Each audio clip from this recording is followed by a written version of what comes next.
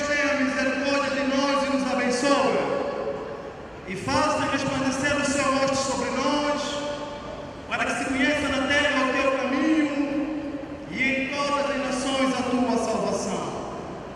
Louvem-te a ti, ó Deus, os povos, louvem-te os povos todos. Alegrem-se e regozijem-se em nações, pois julgarás os povos com equidade e governarás as nações sobre a terra. Louvem-te a ti, ó Deus, os povos, louvem-te os povos todos. Então a terra dará o seu fruto e Deus, o nosso Deus, nos abençoará. Deus nos abençoará e todas as extremidades da terra o temerão. Louvai ao Senhor!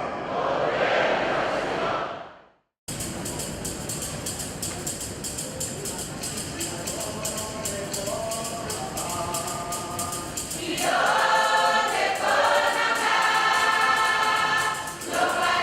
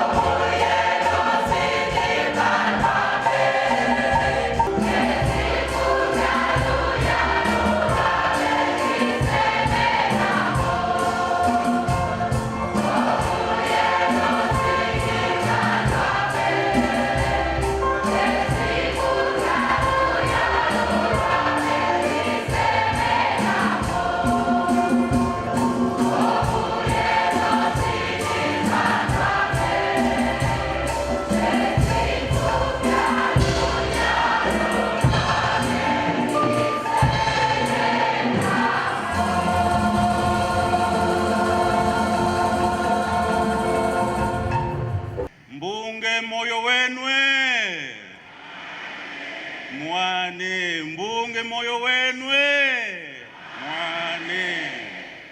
Tunasanjuka, tunasakwila chini. Igreja, aleluia.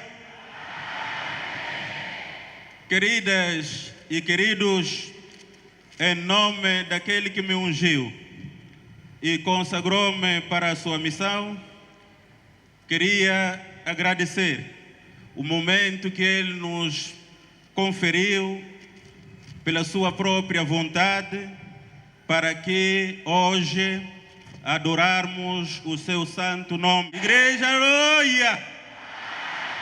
A semana passada nós tivemos aqui uma conversa em que tínhamos como título ou tema, qual foi? Qual foi? A cegueira espiritual. Falamos da cegueira espiritual. Não falávamos da cegueira física, mas da cegueira espiritual.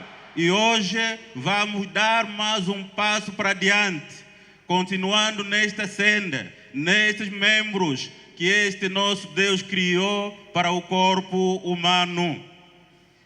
Mas antes, queria dizer que o texto bíblico que vai sustentar o nosso sermão de hoje encontra-se nos Evangelhos de Jesus Cristo segundo São Mateus, ou então escrito pelo apóstolo São Mateus. 26 é o capítulo e temos o versículo 47 até ao versículo 51. Eu tenho a minha Bíblia, já abri a minha e ouviremos à frente qual é a importância de termos a nossa espada espiritual. Tem as vossas Bíblias? Muito bem, então abramos o texto já anunciado. Falava ele ainda, e eis que chegou Judas, um dos 12, e com ele grande turba, com espadas e porretas, vinda da parte dos principais sacerdotes e dos anciãos do povo. Ora, o traidor lhes tinha dado este sinal: aquele a quem eu beijar é esse, prendei-o. E logo, aproximando-se de Jesus, lhe disse: salve, mestre, e o beijou. Jesus, porém, lhe disse: amigo, para que vieste? Nisto, aproximando-se eles, deitaram as mãos em Jesus e o prenderam. E eis que um dos que estavam com Jesus, estendendo a mão, sacou da espada e, golpeando o servo do sumo sacerdote, cortou-lhe a orelha. Amém. Oremos, meus queridos, seguindo as palavras deste livro. Ouvi, Senhor, a tua palavra e temi. Aviva, ó Senhor, a tua obra no meio dos anos, a notifica. Na ira, lembra-te da misericórdia. Igreja de Cristo, já ouvimos a leitura bíblica que vai conduzir a nossa conversa. Minhas queridas e meus queridos, nossa atitude em situações adversas muitas vezes é imprevisível. E há mesmo momentos que a nossa adrenalina sobe além da medida, levantando ou levando-nos a tomar atitudes fora do comum. Ver um filho, por exemplo, ser levado por alguém na nossa presença, ver a nossa mulher a ser humilhada por alguém na nossa presença, ou os filhos verem os pais a serem maltratados e violentados por alguém. Na verdade, estas coisas e outras, quando acontecem no nosso seio, na nossa presença, muitas vezes a nossa adrenalina sobe e aí pensamos até de ultrapassar os limites, porque finalmente ficamos aquecidos e partimos para atos que às vezes são tão excessivos, porque nós agimos de forma tempestiva. É certo que isso acontece na vida de cada um, como também Moisés o fez, quando ele desceu do Monte Sinai, encontrou o povo a divertir-se com o bezerro de ouro que Arão havia fundido. Ele imediatamente tomou medidas drásticas, já não consultou a Deus, ele tomou medidas e puniu. Êxodo 32, 25 e 29. Queridas e queridos, Igreja de Cristo, por isso, como disse no princípio, na semana passada falamos sobre os olhos, a cegueira. Hoje o nosso tema é: por que razão Pedro escolhe a Aurélia para se vingar da prisão de Jesus? Por que razão Pedro escolhe a Aurélia para se vingar da prisão de Jesus? Este é o nosso tema do dia de hoje. Amadas e amados, o tempo que vivemos ensina-nos a sermos mais atentos na leitura dos acontecimentos que o mundo nos apresenta a cada dia que passa e procurarmos fazer um enquadramento próprio da natureza das situações que nos cercam.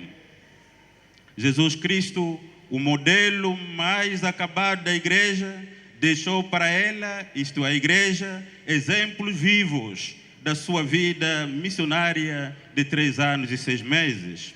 Ele teve que enfrentar as suas últimas horas, as mais difíceis, em oração. Isso vimos em Getsemane, naquele horto. Antes do momento da sua agonia, ele separou-se para orar. Vimos isso no nosso texto principal, no versículo 36. Isto é São Mateus 26. Amadas e amados, embora Jesus ser completamente Deus, ele também era completamente humano. Facto que muitas vezes tem sido mal compreendido e tem provocado no meio dos teólogos muitas discussões, quando alguns defendem que não é somente divino e outros dizem que Cristo, para além de ser divino, mas também era humano. E eu afirmo, era também humano porque nasceu do homem, por isso é filho do homem. Igreja, aleluia! Igreja, aleluia! Ele era também frágil. Nesta sua condição humana, apresentou nesta circunstância profunda emoção. No versículo 38, nós lemos isso, dizendo ele: a minha alma está profundamente triste. E disse aos seus discípulos: orai, para que não caiais em tentação. E ele avançou um pouco, quase 100 metros, e prostrou-se de rosto em terra, e também angustiado de espírito, sobretudo mentalmente. Encontramos isso também no mesmo capítulo, nosso texto principal, no versículo 39. Jesus é preso, logo de seguida, ele foi manietado na presença dos seus poucos discípulos. Aí já não havia tantos, porque ele estava em oração, lá no horto, em Getsemane. Quem conhece já está a ver aquele lugar. Agora, estes discípulos que ele havia consagrado há pouco tempo, elevando-os de discípulos para apóstolos, é com estes que ele se encontrava nesse momento da sua grande aflição. Minhas queridas, meus queridos, a traição de Judas marca o fim daquele momento da carreira turbulenta do ministério de Jesus, que na cruz vai colocar ponto final ao seu estado humano para retomar a sua primeira glória, como encontramos em São João, capítulo 17, versículo 3 a 5. É neste momento e naquela cruz que ele vai deixar o corpo humano, deixar de ser simplesmente filho do homem, para agora tornar a ser o verdadeiro divino que era antes da criação do mundo. Igreja, aleluia. Colocando assim o fim dessa trajetória de 3 anos e 6 meses, cumprindo o seu plano temporal dentro da sua missão atemporal. O nosso tema de hoje é... Qual é o nosso tema de hoje? Qual é? Pois quando sairmos daqui para fora, não vamos dizer: hoje houve muita coisa na igreja e dali já não passas. O nosso tema de hoje é... Por que razão Pedro escolhe a Aurélia para se vingar da prisão de Jesus? Qual é a razão? É nesta circunstância que Pedro, apóstolo de Jesus, escolhe este membro do corpo deste homem chamado Malco para deferir um golpe com uma espada que ele trazia, segundo a preparação que Jesus havia orientado antes desse momento, conforme também narra-nos São Lucas, no capítulo 22, o versículo 36, que eu cito. Então lhes disse: agora, porém, quem tem bolsa, tome-a, como também o alforje, e o que não tem espada, vende a sua capa e compre uma. E no versículo 38 deste capítulo 22 de São Lucas, encontramos também o seguinte: então lhe disseram: Senhor, eis aqui 2 espadas. Respondeu-lhes: basta, chega estas 2. Aleluia. Amados, este período de preparação, que também é chamado de hora de combate, serviu para Jesus preparar em todas as vertentes os seus discípulos, e ele reservou-se a esperar a vontade, ou seja, a resposta de Deus enquanto ia orar. Ele subiu em Getsemane, orou 3 vezes, enquanto eles, os seus apóstolos, não conseguiram suportar este momento, porque eles dormiram. Vamos ao assunto que nos interessa mais agora. O porquê que Pedro, nesta sua bravura em defender o seu mestre, o seu Senhor, não escolhe a cabeça ou o pescoço para decapitar aqueles soldados que vinham para prender o seu mestre? O porquê que ele não escolheu o pescoço, a cabeça? Será que ele tinha medo da reação que viria da parte daquela turba? E se ele tinha medo, como é que se atreveu em fazer aquilo? Minhas queridas, meus queridos, nós vemos no mundo, quando os inimigos dos cristãos apanham-nos, eles, para se vingar deles e manifestar a sua grande ira e bravura contra os cristãos, não cortam orelhas. O que é que eles cortam? O que é que eles cortam? A cabeça, não é? Responderam vocês, a cabeça. Me parece que todos já sabem o que é que preferem tirar ou separar do corpo. Eles preferem separar do corpo a cabeça dos cristãos. Você sabia por que eles assim procedem? Porque eles sabem bem. Separando a cabeça do cristão do seu corpo é como que estivessem a separar Cristo da igreja, já que é no corpo onde se encontra o coração, que é o templo de Deus. Para estes, separar a cabeça do corpo ou do tronco, demonstra sua bravura em separar por completo Cristo da sua igreja, sendo ele, Cristo, o cabeça da igreja. Aqui fala o cabeça, não a cabeça. O cabeça no sentido real do Filho do Homem. Aleluia. Efésios 5, 23. A pergunta permanece. Se os outros assim agem, o porquê que Pedro não fez o mesmo naquele momento em que o seu Senhor é preso e prefere apenas cortar a orelha? Por quê? Que tipo de defesa é esta? Minhas queridas, meus queridos, volto a relembrar o nosso tema. Qual é o nosso tema? Qual é o nosso tema? Por que razão Pedro escolhe a Aurélia para se vingar da prisão de Jesus? Querida igreja, mas também gostaria de falar um pouco, em curtas palavras, em breve, o que significa Aurélia.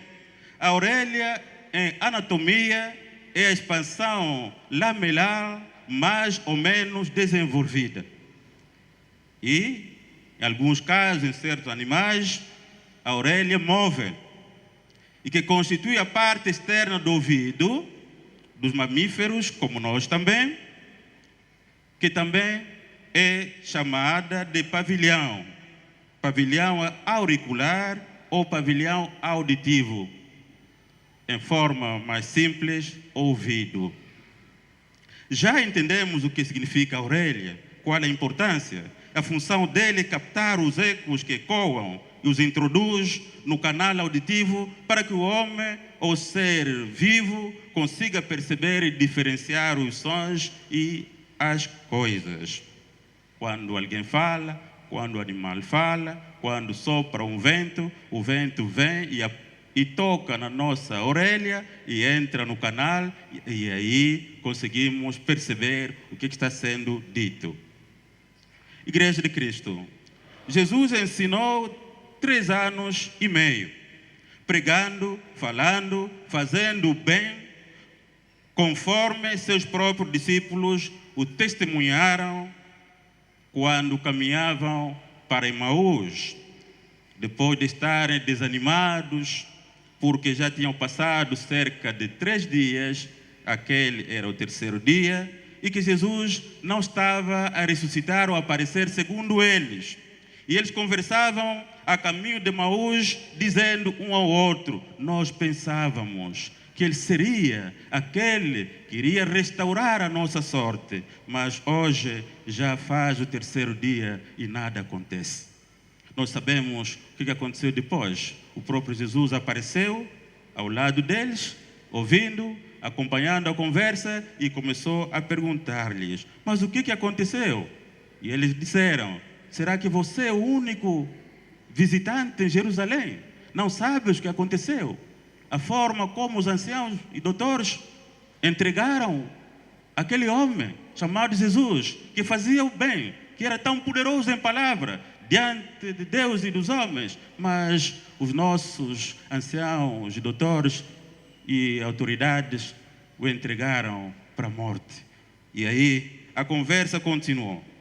Igreja de Cristo, estes ensinos de Jesus foram ouvidos por eles, pelos principais dos sacerdotes, pelos anciãos e doutores, isto é, doutores que interpretavam a lei de forma correta.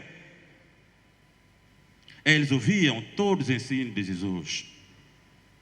Eles acompanhavam quase todos os dias os seus passos e ouviam suas pregações. Mas penso eu que, embora ouviam, não ouviam nada.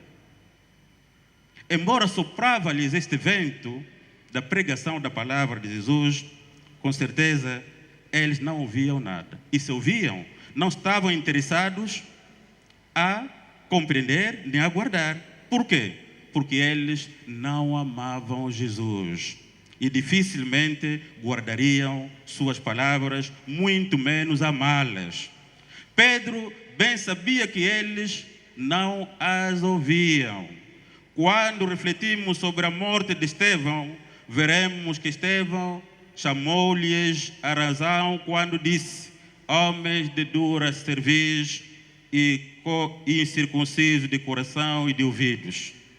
De outro modo, diria eu, homens de ouvidos não cortados, isto é, incircuncisos.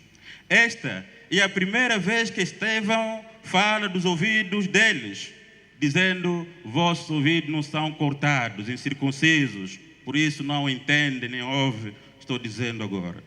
Em segundo lugar, eles próprios manifestaram isso, que eles eram mesmo de ouvidos não cortados, embora os tinham, precisavam de uma circuncisão. Quando Estevão, cheio do Espírito Santo, disse: eis que vejo os céus abertos e o Filho do Homem em pé à destra de Deus, eles, porém, clamando em alta voz, taparam os ouvidos. Taparam. Quando Estevão disse: eu vejo Jesus de pé ao lado direito do meu Deus, do nosso Deus, eles taparam e unânimes arremeteram contra ele. Encontramos isso em Atos dos Apóstolos 7, 51 e também no versículo 55 a 57. Amados, nós ouvimos bem que eles taparam os seus ouvidos para não ouvirem nada que o Estevão falava. Seus ouvidos foram feitos para ouvir, por que é que eles os taparam? Amada igreja, quantas vezes nós encontramos no Antigo Testamento Deus chamando a atenção não a outro membro do corpo, mas aos ouvidos, dizendo, por exemplo: se diligentemente ouvirdes. Encontramos isso em Êxodo 19:4. E ainda vai mais. Em Deuteronômio 6:4 também disse: se vocês ouvirem, serei para vós o vosso Deus. Também em 26 de Levítico, versículo 14, Deus continua a falar sobre o ouvido, dizendo: se vocês ouvirem, então tereis a semente em abundância. Mas se não ouvirem, então sofrereis. Ele sempre chama a atenção a qual membro? Qual membro? Qual membro? A perna? Ao ouvido. Igreja de Cristo. Tiramos esses exemplos, os poucos do Antigo Testamento, para fazer sentir a importância que o ouvido tem no nosso corpo. Parece que foi esta a razão que levou Pedro a escolher no membro deste homem, deste soldado, esta orelha. Concluindo, o apóstolo Pedro escolheu a orelha de Malco, o soldado sumo sacerdote, para ensinar a você hoje e agora 3 elementos importantes que deves agora asseverar. Primeiro, seus ouvidos foram feitos para ouvir. O porquê que não os usaram durante 3 anos e meio para entender e atender a mensagem de Jesus? Segundo, já que as taparam, não para ouvirem, então não precisavam tê-los. Igreja de Cristo, como taparam para não ouvirem? Precisam ter ouvidos? Não precisam. Terceiro, Pedro corta a orelha direita de Malco para lhes dizer que Jesus ensinou durante 3 anos e meio para que eles ocupassem um lugar ao lado direito de Jesus. E porque Pedro escolheu a orelha, não é a orelha esquerda. Escolheu qual?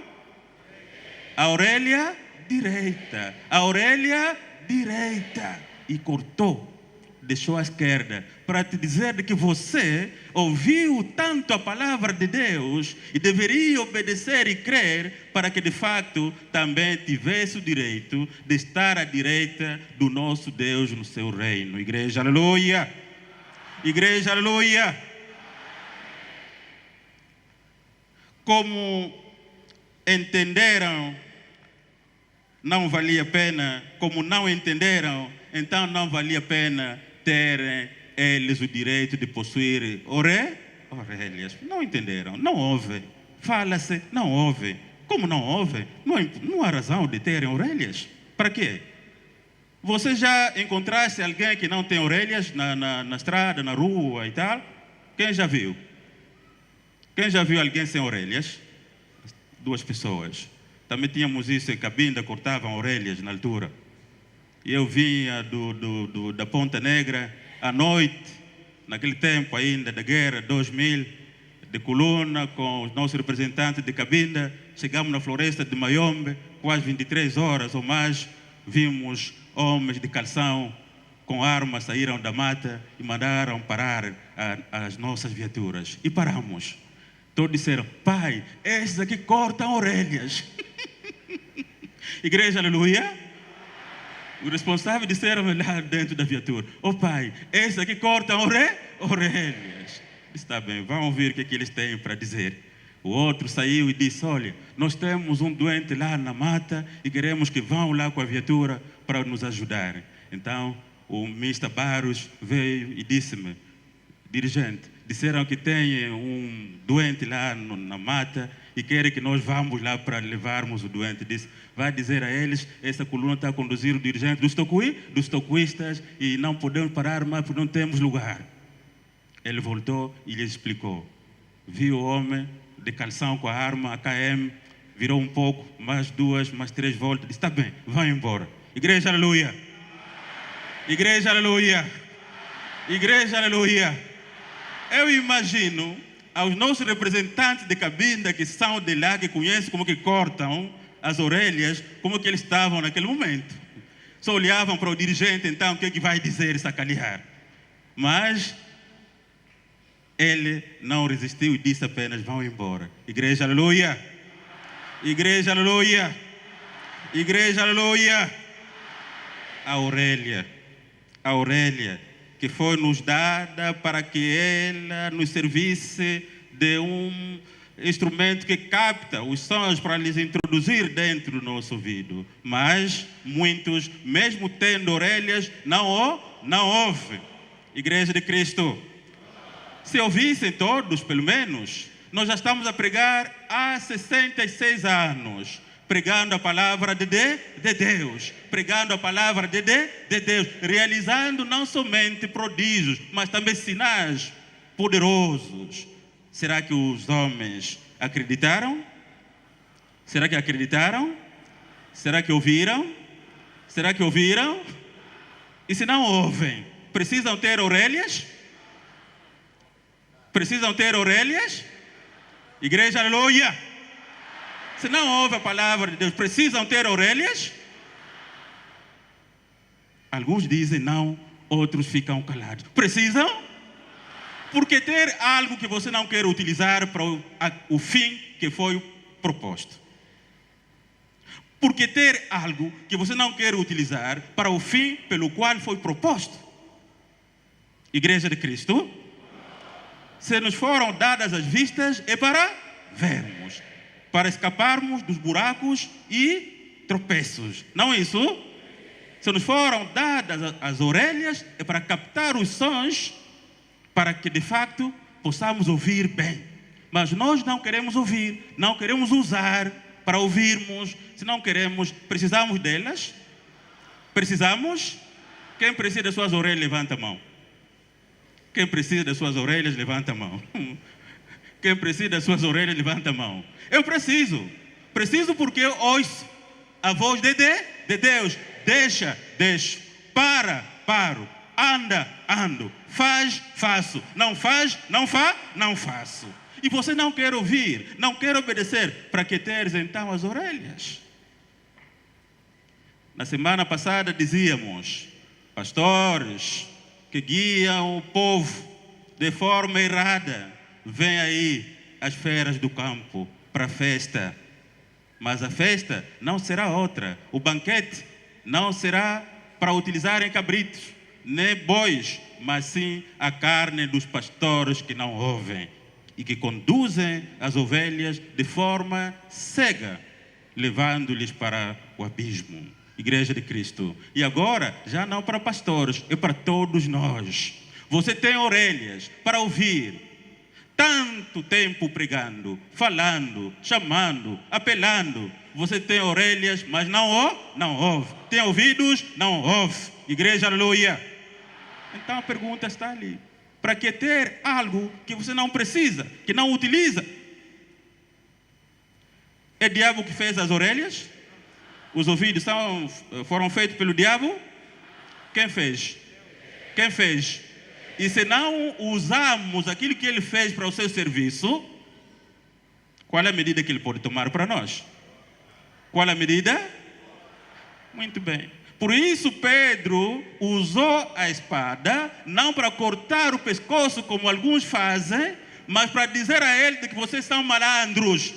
3 anos e 6 meses, esse homem falou, pregou, fez coisas boas e lindas, não fez nada de mal a ninguém. Vocês ouviram, mas mesmo assim não querem obedecer. Não querem obedecer. Já que é assim, então esta orelha não ouve. Tira. Aleluia. Igreja, aleluia. Igreja, aleluia. Tira fora. Meus queridos, quando Deus Pai colocou em mim este tema, quase 3 dias eu sempre ria. Sempre que me viesse estava a rir. Dizia minha vida. Afinal cortou a orelha daquele homem, porque ele não utilizava a orelha. Eles não usavam as orelhas para ouvirem. Embora tinham ouvido, não prestavam atenção de tudo quanto se dizia. Vos digo a verdade, eu ria 3 dias para ontem colocar no papel, ria, sempre diz, minha vida. Afinal, quando a orelha não ouve, merece ser cortada. Nós não para decapitar o pescoço, é a orelha, e a orelha esquerda, direita. Essa direita, porque Jesus está à direita de Deus. Igreja de Cristo, aleluia. Igreja, aleluia. Assim sendo, minhas queridas e meus queridos, se de fato nós precisamos de ter as nossas orelhas, então convém e nos convém colocarmos essas orelhas ao serviço do Senhor para ouvirmos a sua palavra. E não só ouvir, para vivermos a sua palavra, para que através da sua palavra possamos viver. Aleluia. Igreja, aleluia. Igreja, aleluia. Igreja, aleluia. Ele está dizendo, não matarás. Será que ouviste? Ele está dizendo, não furtarás. Será que você ouviste? Ele está dizendo, não dirás falso testemunho contra o seu próximo. Será que você ouviu? Ele disse, não adulterarás. Será que você ouviu? Ele disse, não terás outros deuses diante de mim. Será que você ouviu? Ele disse, amarás o próximo como a ti mesmo. Será que você ouviu?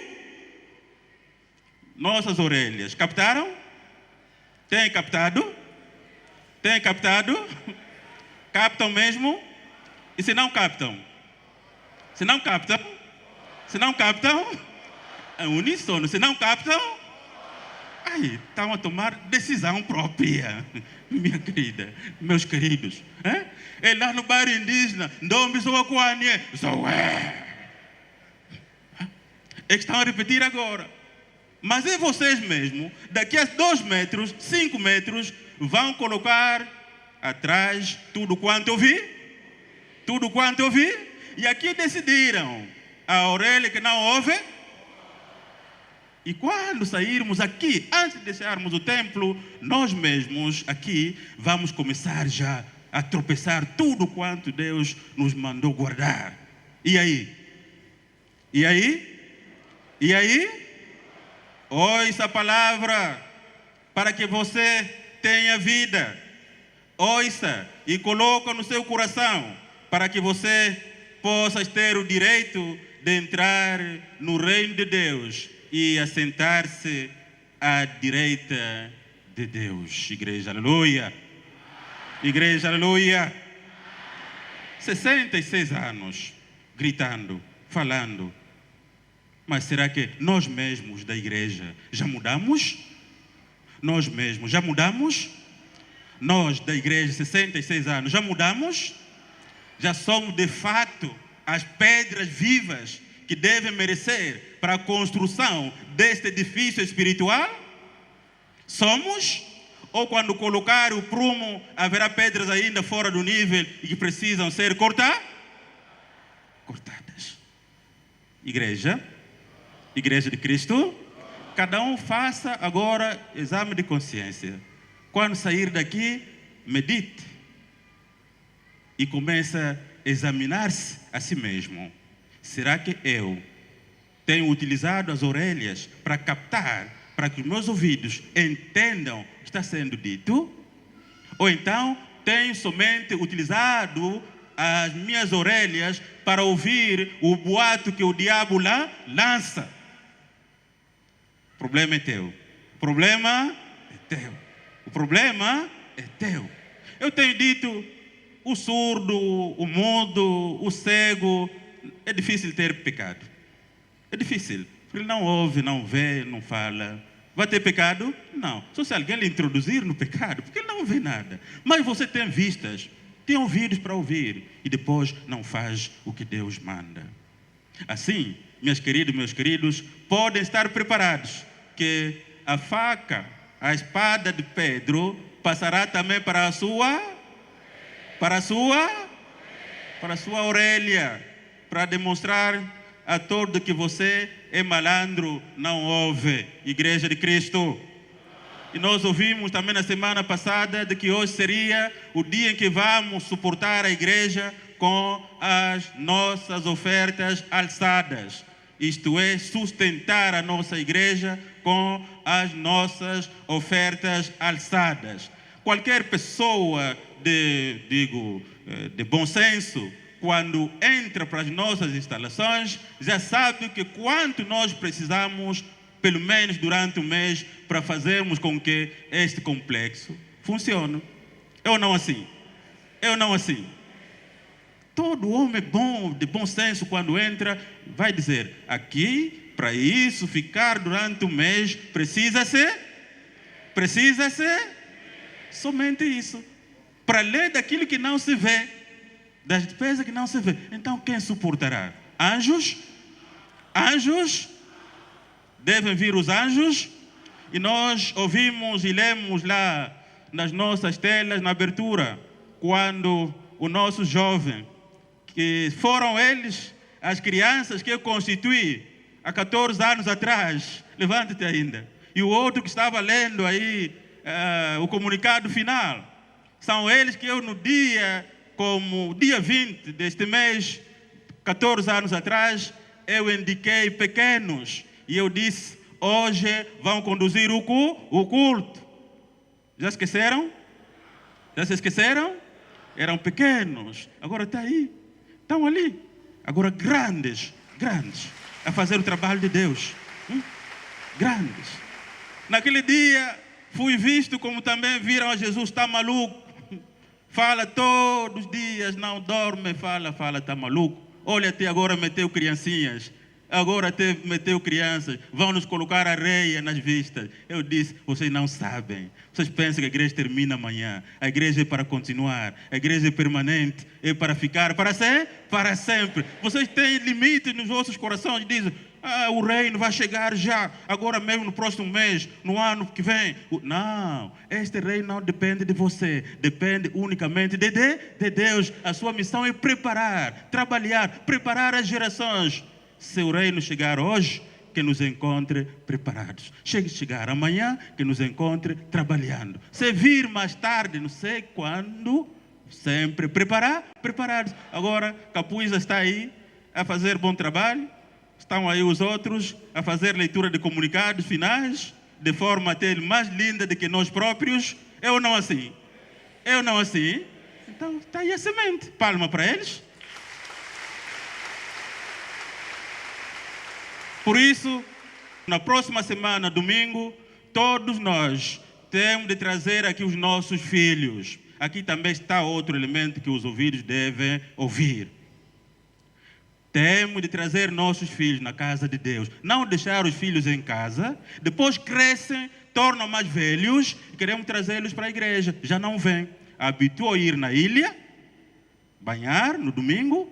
Habituou a ir nos amigos. E agora que é grande, quer trazer à igreja. Vai vir? Vai vir? Não. Moisés disse: ensine isto aos teus filhos e os seus filhos aos seus filhos até as gerações vindouras. Guarde isso no seu coração. Inculcar isso no coração do seu filho. Palma para eles mais uma vez. Mais uma vez. Mais uma vez. 14 anos, eram criancinhas pequenas. Dirigiram o culto naquele dia. Mas hoje já são mais velhos.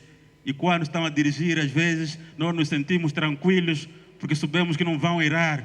Vão fazer coisas direitinhas, porque começaram a aprender desde pequeno. Igreja, aleluia.